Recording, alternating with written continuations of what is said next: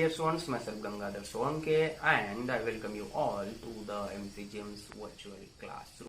नमस्कार विद्यार्थी मित्रांनो, आज आपण इयत्ता 9वीच्या आपल्या मराठीच्या पुस्तकामध्ये, आपल्या अक्षर भारतीच्या पुस्तकामध्ये राष्ट्रसंत श्री तुकडोजी महाराज यांची एक कविता अभ्यासणार आहोत. व्यायामाचे महत्त्व.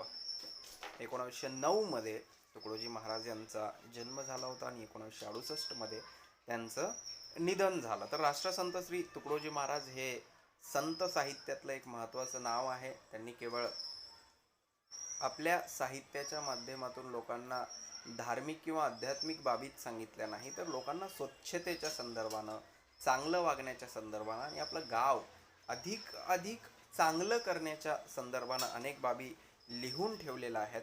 तसंच आज विद्यार्थ्यांसाठी त्यांनी काय महत्त्वाचं सांगितलेलं आहे किंवा एकूणच माणूस म्हणून कोणती महत्त्वाची गोष्ट आहे जिच्याकडे आपण लक्ष दिलं पाहिजे, ती म्हणजे व्यायाम, एक्झरसाईज ज्याला आपण म्हणतो.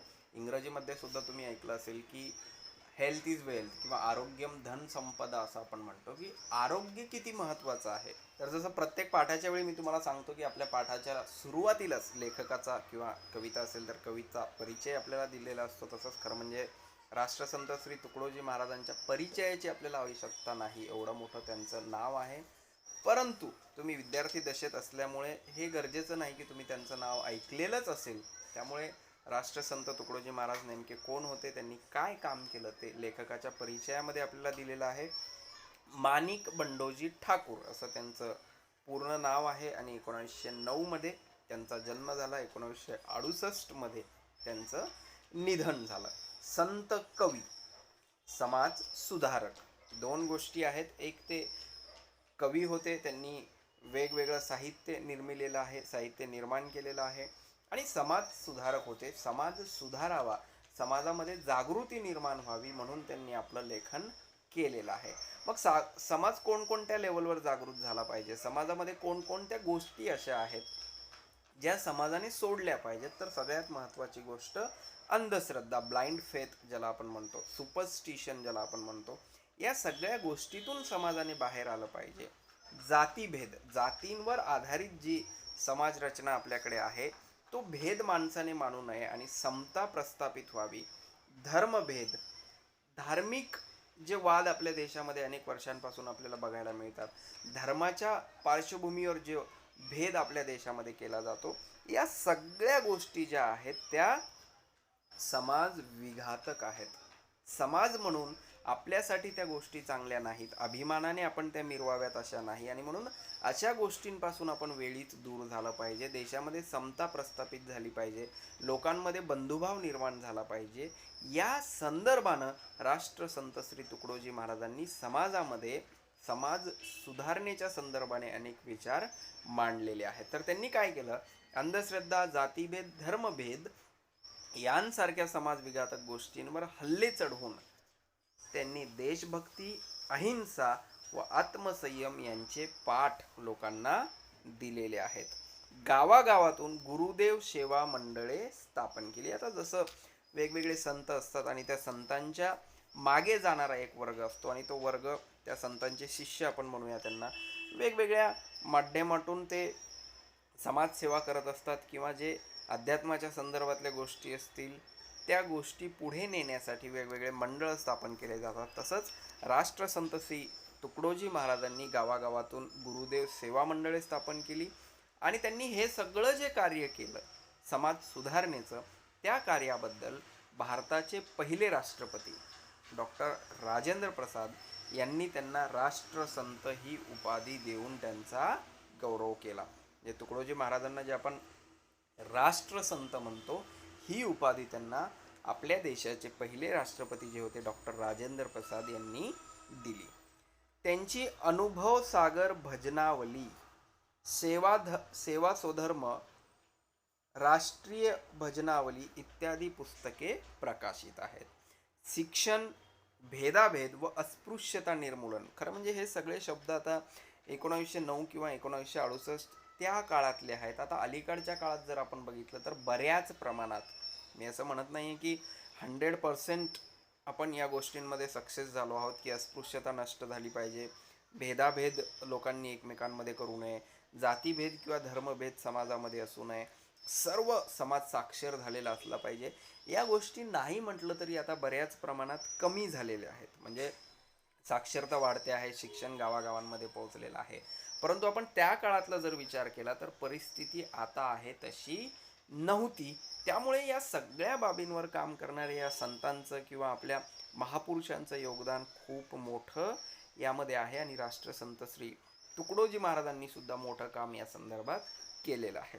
तर शिक्षण, भेदाभेद व अस्पृश्यता निर्मूलन, अंधश्रद्धा निर्मूलन, स्वच्छता, सर्व धर्म समभाव यांविषयी कळकळीचे आवाहन करणारा व अज्ञानी जनतेला, बघा काय शब्द वापरलाय, अज्ञानी जनतेला वात्सल्ययुक्त भूमिकेतून, म्हणजे रागावून किंवा त्यांना ते काहीतरी वाईट करतायत असं न सांगता प्रेमळ भावनेतून, आपण चुकल्यानंतर आपली आई जसं आपल्याला समजवते, एखादी आई जसं आपल्या मुलाला समजवते, अगदी तसं समाजाला आपली लेकरं मानून वात्सल्ययुक्त भूमिकेतून लोकशिक्षण देणारा त्यांचा ग्रामगीता हा ग्रंथ सर्वत्र आदराने वाचला जातो. भगवद्गीता तुम्हाला माहीत असेल तशी राष्ट्रसंत तुकडोजी महाराजांनी ग्रामगीता लिहिली आणि या ग्रामगीतेतून एखाद्या गावाने कशा प्रकारचं आचरण केलं पाहिजे, समाज म्हणून त्या गावातल्या समाजाने कशा प्रकारे वागलं पाहिजे आणि स्वच्छताच्या संदर्भानं, अंधश्रद्धेच्या संदर्भानं, शिक्षणाच्या संदर्भानं गावाने कोणकोणत्या भूमिका घेतल्या पाहिजेत, हे सगळं त्या ग्रामगीतेमध्ये नमूद केलेलं आहे. आणि म्हणून अनेक गावांमध्ये या ग्रामगीता वाचल्या जातात. ग्रामगीतेमध्ये सांगितलेल्या गोष्टींवर पाऊल ठेवून किंवा त्या गोष्टींना फॉलो करून अनेक गावं सुधारलेली आहेत, अनेक गावं पुढे आलेली आहेत. तर ग्रामगीता हा अतिशय महत्त्वाचा ग्रंथ राष्ट्रसंत तुकडोजी महाराज यांचा आहे. ग्रामगीता म्हणजे बघा इथे काय लिहिले की राष्ट्रसंत तुकडोजी महाराजांची ग्रामगीता म्हणजे त्यांच्या मनात घर करून राहिलेल्या गावाचे आणि ग्राम संस्कृतीचे नितळ रूप होय. म्हणजे एखादं गाव कसं असलं पाहिजे याची कल्पना जेव्हा राष्ट्रसंत तुकडोजी महाराज करतात तेव्हा त्या गावामध्ये सर्व समाज शिक्षित असला पाहिजे, समाजामध्ये समता असली पाहिजे, लोकांमध्ये बंधुभाव असला पाहिजे, हे सगळे विचार त्यांनी ग्रामगीतेमध्ये लिहिलेले आहेत. आणि जर एखादं गाव ग्रामगीतेला आदर्श मानून ग्रामगीतेने दाखवलेल्या रस्त्यावर जर चालेल तर ते गाव आदर्श गाव झाल्याशिवाय राहणार नाही. एवढ्या महत्त्वाच्या आणि चांगल्या गोष्टी ग्रामगीतेमध्ये राष्ट्रसंत तुकडोजी महाराजांनी दिलेले आहेत. आता जसं मी सुरुवातीलाच तुम्हाला सांगितलं की विद्यार्थी म्हणून आपल्यासाठी काय महत्त्वाचं आहे, तर विद्यार्थी म्हणून विद्यार्थी दशेत आपण व्यायाम केला पाहिजे, योगा केला पाहिजे, एक्झरसाइज केली पाहिजे, ज्याच्यामुळे आपल्याला शक्ती मिळेल, बल संवर्धन होईल. पुढच्या पाठामध्ये जे आपण शिकणार आहोत ऑलिम्पिक वर्तुळांचा गोप हा पाठ आहे, त्या पाठामध्ये सुद्धा एक खेळाडू म्हणून खेळ खेळत असताना किंवा एक सामान्य माणूस म्हणून जगण्यासाठी आपल्याला शक्ती मिळणं खूप महत्त्वाची आहे आणि ती शक्ती आपल्याला आपल्या आहाराबरोबरच व्यायामातून सुद्धा मिळते. तर बघा ही एक कविता आहे, खरं म्हणजे अभंगसुद्धा याला आपण म्हणता येईल किंवा त्या फॉर्मॅटमधलं हे लेखन आहे. आधी आपण ते वाचूया आणि मग एक एक करत त्याचा अर्थ समजावून घेऊया किंवा व्यायामाचं आपल्या आयुष्यामध्ये काय महत्त्व आहे आणि कशा प्रकारे ते तुकडोजी महाराजांनी आपल्या पुढे मांडलेलं आहे, विशद केलेलं आहे, ते आपण बघूया. व्यायाम आरोग्यदायी मित्र, हे ध्यानी ठेवावे सूत्र. आळस वैरी मानिला सर्वत्र सर्वतोपरी. व्यायामाविन सात्विक भोजन, तेही मारी विकारी होऊन. व्यायामे होई अग्निदीपन, अन्नपचन सहजची. व्यायामे जडत्व जाई दुरी, व्यायामे अंगी राही तरतरी. रक्तव्यवस्था उत्तम शरीरी, वाढे विचारी सजीवपण. व्यायामाने सशक्त स्नायू, व्यायामे मानव होई दीर्घायू. व्यायामहीना पित्त कफ वायू, जर्जर करीती अत्यंत. व्यायामे वाढे प्रतिकार शक्ती, स्वावलंबनाची प्रवृत्ती. व्यायामे अंगी वाढे स्फूर्ती, कार्य करण्याची. अशा प्रकारचा हा अभंग आहे किंवा कविता आहे असं पण म्हणूया. व्यायामाचं काय महत्त्व आहे हे वेगवेगळे उदाहरणं देऊन या ठिकाणी राष्ट्रसंत तुकडोजी महाराजांनी आपल्याला समजावून सांगितलेलं आहे. आणि एक गोष्ट अतिशय महत्त्वाची आहे जी या कवितेच्या संदर्भानं अभंगाच्या संदर्भानं आपल्या लक्षात घेतली पाहिजे की केवळ व्यायामाचं वरवरचं महत्त्व या ठिकाणी आपल्याला राष्ट्रसंत तुकडोजी महाराजांनी सांगितलेलं नाही, तर आहारशास्त्र ज्याला आपण म्हणतो ते आहारशास्त्र, शरीर शास्त्र जे आहे शरीराच्या संदर्भानं वेगवेगळ्या महत्त्वाच्या गोष्टी आणि एक वैज्ञानिक दृष्टिकोन व्यायामाचा जो आहे तो सुद्धा याच्यामध्ये राष्ट्रसंत तुकडोजी महाराजांनी आपल्याला सांगितलेला आहे. म्हणजे वेगवेगळ्या लेवलवर व्यायाम किती महत्त्वाचा आहे, तो केला नाही तर आपलं काय नुकसान होणार आणि तो केला तर आपला काय फायदे आपल्याला होणार आहेत ते सुद्धा राष्ट्रसंत तुकडोजी महाराजांनी आपल्याला या ठिकाणी समजावून सांगितलेले आहेत. आता एक एक करत आपण बघूया. व्यायाम आरोग्यदायी मित्र हे ध्यानी ठेवावे सूत्र, आळस वैरी मानिला सर्वत्र सर्वतोपरी. काय म्हणतात तुकडोजी महाराज? व्यायाम आपला काय कसा मित्र आहे? आरोग्यदायी मित्र आहे. म्हणजे व्यायामाला त्यांनी काय म्हटलेलं आहे? मित्र म्हटलेलं आहे. आपला मित्र आपल्याला चांगल्या गोष्टी सांगतो, आपला मित्र आपल्याला संकटामध्ये धावून येतो, आपला मित्र आपल्याला काही अडचण आली तर ती सोडवतो. तसंच व्यायाम हा सुद्धा काय आहे? मित्र आहे. आणि तो कसा मित्र आहे? आरोग्यदायी मित्र आहे, आपल्याला आरोग्य देणारा मित्र आहे. हे सूत्र आपण नेहमी काय केलं पाहिजे? ध्यानात ठेवलं पाहिजे. आळस वैरी मानिला सर्वत्र. जगामध्ये आपण कुठेही गेलो, जगाच्या कोणत्याही कानाकोपऱ्यात आपण गेलो तर आळसाला वैरी म्हटलेलं आहे. लेझीनेस ज्याला आपण म्हणतो, की टंगळमंगळ करणं एखादं काम करण्यासाठी, दिलेलं काम वेळेत पूर्ण न करणं किंवा आहे त्या वेळेत ते काम करण्यासाठी तयार न होणं. जसं अभ्यास करायचा आहे, आता तुम्ही इयत्ता 9वीमध्ये आहात, 10वीमध्ये जाल तेव्हा आणखी जास्त अभ्यास तुम्हाला करावा लागेल. बऱ्याचदा असं होतं की आपण अलार्म जो लावतो त्या अलार्मच्या वेळेमध्ये आपण उठत नाही, आळस करतो किंवा दिलेल्या वेळेत आईने सांगितलेलं काम, शिक्षकांनी सांगितलेलं काम किंवा घरी किंवा इतर ठिकाणी कोणीही सांगितलेलं काम आपण करत नाही. त्यामुळे काय होतं की आपण आळशी बनतो आणि हा जो आळस आहे तो जगात कुठेही तुम्ही गेलात तर त्याला काय म्हटलेलं आहे? वैरी म्हटलेलं आहे. मग वैऱ्याला जवळ करायचं, दुश्मनाला जवळ करायचं की मित्राला जवळ करायचं हे ज्याने त्याने ठरवलं पाहिजे. आळस जर आपल्या शरीरामध्ये असेल, तो जर आपण घेऊन बसलो तर तो काय होतो? आपलं नुकसान करतो. आणि म्हणून आळसाला जवळ करायचं की व्यायामाला जवळ करायचं हे ज्याचं त्याने ठरवलं पाहिजे. आळसामुळे काय होतं की आपल्या आयुष्यामध्ये आपलं खूप नुकसान होतं. त्यामुळे आळस आपण अंगीकारायचा की व्यायाम आपण अंगीकारायचा हे ज्याचं त्याने ठरवलं पाहिजे. बघा काय म्हणतात तुकडोजी महाराज? व्यायाम आरोग्यदायी मित्र हे ध्यानी ठेवावे सूत्र, आळस वैरी मानियेला सर्वत्र सर्वतोपरी. कुठेही तुम्ही गेलात तर आळसाला काय म्हटलेलं आहे? वैरी म्हटलेलं आहे. व्यायामाविन सात्विक भोजन. म्हणजे तुम्ही व्यायाम केला नाही आणि कितीही चांगलं चांगलं खाल्लं, कितीही चांगला डाएट तुम्ही केला, तेही मारी विकारी होऊ न. असं तुकडोजी महाराजांनी या ठिकाणी म्हटलं की तुम्ही कितीही चांगलं अन्न खाल्लं पण तुम्ही जर व्यायाम केला नाही तर त्या भोजनाचे, त्या अन्नाचे पाहिजे तेवढे फायदे तुम्हाला होणार नाहीत. व्यायामे होय अग्निदीपन. आता हे शरीरशास्त्र आहे. तुम्हाला अन्नपचन होण्यासाठी जो आपल्या शरीरामध्ये अग्नी तयार होतो त्याचं दीपन झालं पाहिजे आणि तरच आपण खाल्लेल्या गोष्टी ज्या आहेत त्या चांगल्या प्रकारे आपल्याला पचतात. आता तुम्ही सायन्सच्या पुस्तकामध्ये जर आपली डायजेस्टिव्ह सिस्टीम अभ्यासली असेल तर तुम्हाला ह्या सगळ्या गोष्टी माहीत असतील किंवा कळतील. म्हणजे एकीकडे मराठीमध्ये इथे आपल्याला राष्ट्रसंत तुकडोजी महाराज एक गोष्ट सांगताना दिसतात आणि दुसरीकडे विज्ञानाचे दाखले सुद्धा त्यांच्या लेखनामध्ये आपल्याला दिसतात. म्हणजे एक सायंटिफिक ॲटिट्यूड किंवा सायंटिफिक ॲप्रोच जो आहे आपल्या देशातल्या संतांचा समाज सुधारणेच्या बाबतीतला तो सुद्धा अतिशय महत्त्वाचा आहे. केवळ वरवरच्या गोष्टी व्यायामाच्या संदर्भात राष्ट्रसंत तुकडोजी महाराजांनी सांगितलेल्या नाहीत, तर शरीरशास्त्राचा अभ्यास करून अन्न पचन होण्याच्या संदर्भातल्या गोष्टींच्या अभ्यासावरून ह्या गोष्टी आपल्याला त्यांनी इथे सांगितलेल्या आहेत की व्यायामाविन सात्विक भोजन तेही मारी विकारी होऊन. व्यायामे होय अग्निदीपन अन्नपचन सहजाची. तुम्ही कितीही खाल्लं, कसंही खाल्लं एका बाजूला आणि तुम्ही खूप चांगलं चांगलं खाल्लं परंतु तुम्ही व्यायाम करत नसाल तर तुमचं अन्नपचन होणार नाही. पुढे बघूया. व्यायामे जडत्व जाई दूर. आपल्या शरीरामध्ये जे एक जडत्व आलेलं असतं, जी हेवी फिलिंग आपल्याला येते, ती व्यायामाने काय होते? दूर जाते आणि आपल्याला हलकं हलकं वाटायला लागतं. व्यायामे अंगी राहे तरतरी.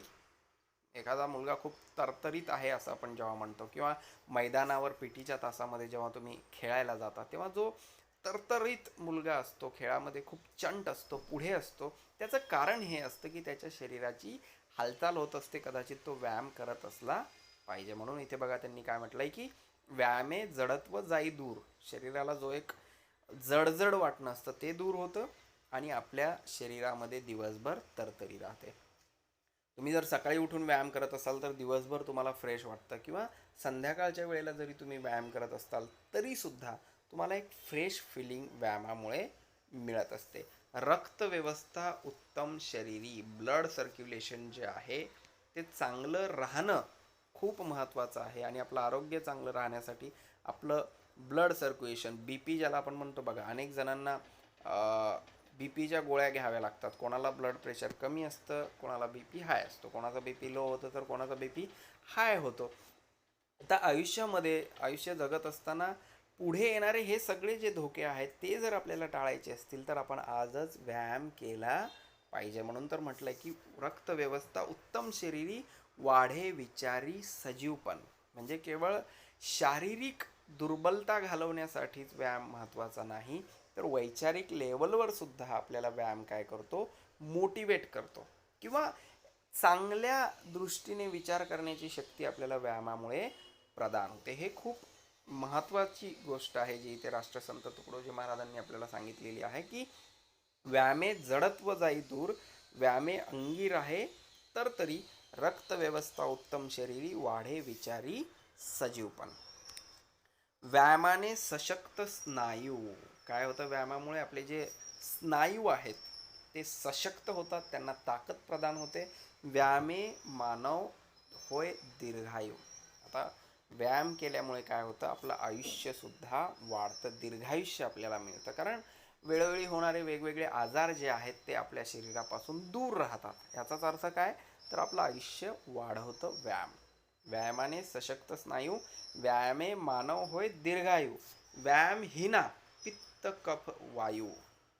आता हे आपल्या आयुर्वेदातले म्हणा किंवा आपल्या मेडिकल फील्डमधल्या टर्म आहेत की पित्त कफ वायू हे जे आजार आहेत हे काय होतात, आपल्याला जडतात, जर्जर करीती अत्यंत.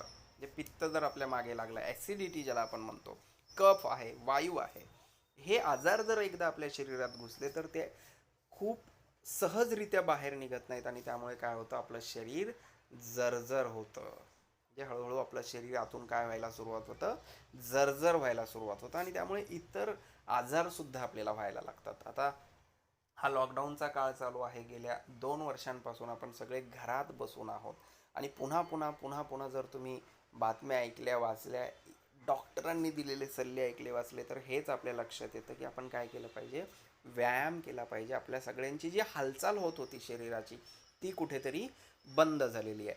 पूर्वी तुम्ही शाळेत यायचात, शाळेत येण्यामुळे शरीराची जी आपल्या हालचाल व्हायची, घरातून शाळेपर्यंत येण्यामध्ये, शाळेतून घरी जाण्यामध्ये, शिवाय आपण मित्रांसोबत शाळेमध्ये खेळायचो, हे सगळं बंद झालेलं आहे. आणि त्यामुळे बऱ्याच ठिकाणी आपण बघतो आहोत की अनेक लोकांना वेगवेगळ्या प्रकारचे आजार झालेले आहेत.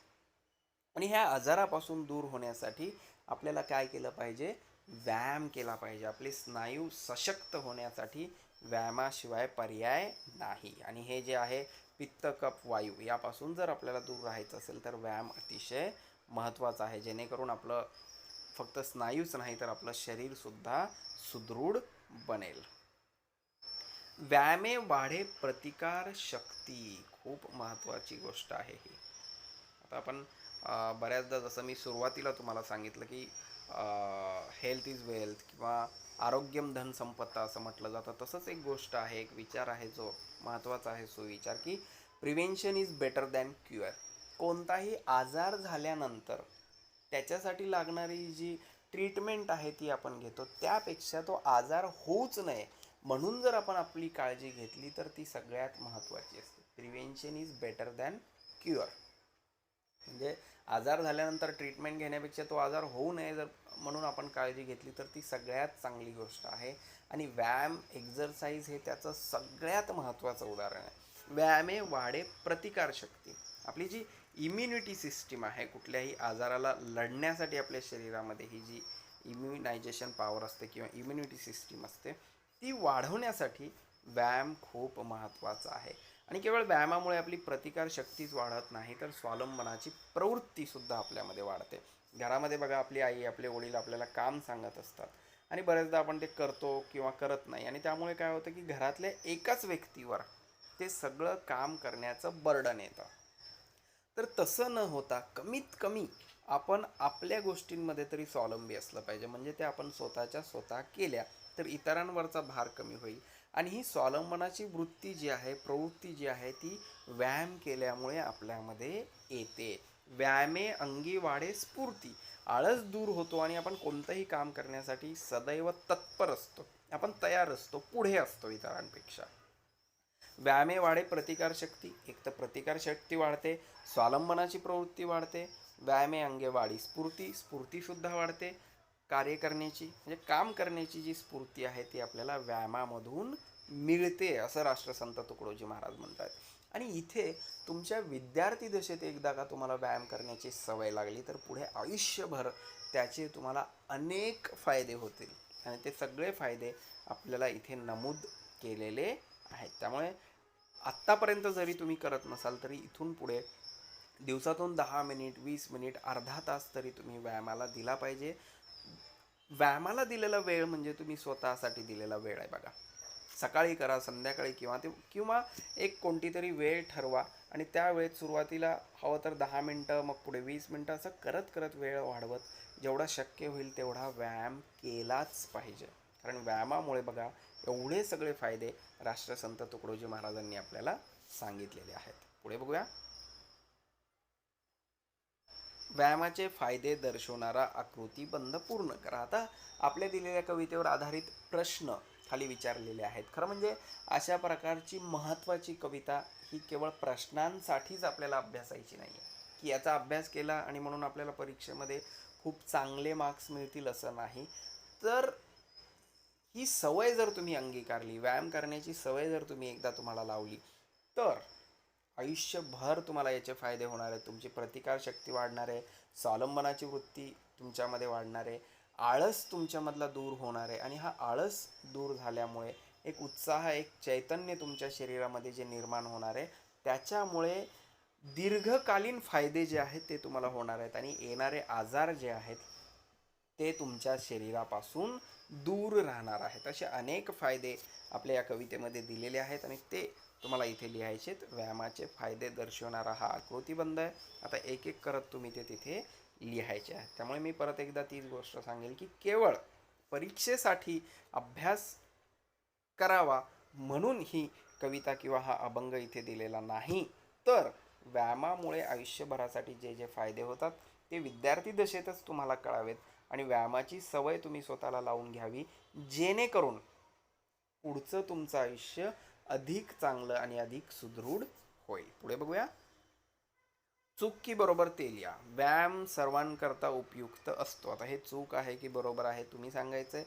अर्थातच व्यायाम सर्वांकरता उपयुक्त असतो. याच्यामध्ये असं नाही की लहान व्यक्तींनी करावा, मोठ्या व्यक्तींनी करावा, गरिबाने करावा, श्रीमंतांनी करू नये, किंवा एखाद्या विशिष्ट जातीच्या किंवा धर्माच्या लोकांनीच करावा, किंवा एखाद्या विशिष्ट शहरातल्या किंवा एखाद्या विशिष्ट देशातल्या, एखाद्या विशिष्ट राज्यातल्या लोकांनीच करावा असं नाही. तर व्यायाम हा सर्वांकरता उपयुक्त असतो. व्यायामाने जडत्व वाढते, व्यायामाने स्नायू अशक्त होतात, व्यायामाने प्रतिकारशक्ती वाढते. आता हे चुकी बरोबर आपण शिकलेल्या कवितेवर आधारित तुम्हाला लिहायचं आहे. पुढे बघूया. भावार्थावर आधारित प्रश्नांची उत्तर तुम्हाला तुमच्या शब्दामध्ये लिहायचे आहेत. व्यायामाचे महत्त्व तुमच्या शब्दात लिहा. आता राष्ट्रसंत तुकडोजी महाराजांनी ज्या कवितेतल्या ओळीच्या माध्यमातून आपल्याला व्यायामाचं महत्त्व पटवून दिलेलं आहे ते तुम्हाला तुमच्या शब्दात लिहायचं की तुम्हाला काय समजलं, व्यायाम का महत्त्वाचा आहे. आणि मी पुन्हा एकदा तेच सांगेल की केवळ प्रश्नाचं उत्तर लिहायचं म्हणून व्यायामाचं महत्त्व लिहू नका, तर व्यायामाचं महत्त्व समजल्यानंतर व्यायाम करायला सुरुवात करा. व्यायामे अंगी वाढे स्फूर्ती. व्यायामे अंगी वाढे स्फूर्ती कार्य करण्याची. या पंक्तीतील तुम्हाला समजलेला अर्थ लिहा.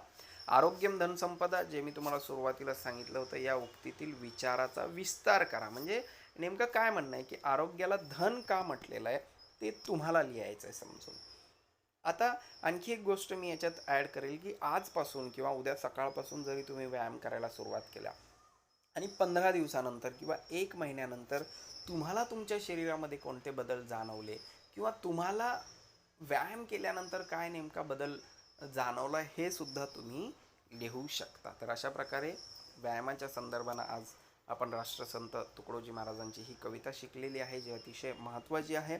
आणि राष्ट्रसंत तुकडोजी महाराजांनी व्यायामाचे एवढे सगळे फायदे आपल्याला सांगितलेले आहेत, त्यामुळे आपण प्रत्येकाने थोडा थोडा का होईना रोज व्यायाम केलाच पाहिजे, हे आपण ठरवलं पाहिजे ही कविता शिकल्यानंतर. तर आज आता आपण इथेच थांबूया. पुढच्या वेळी आपल्या अक्षर भारतीच्या पुस्तकातला पुढचा एखादा पाठ शिकूया. Please subscribe the channel and press bell icon to get notifications. So my dear students, this is all for today. Thank you very much. Stay home, stay safe, take care.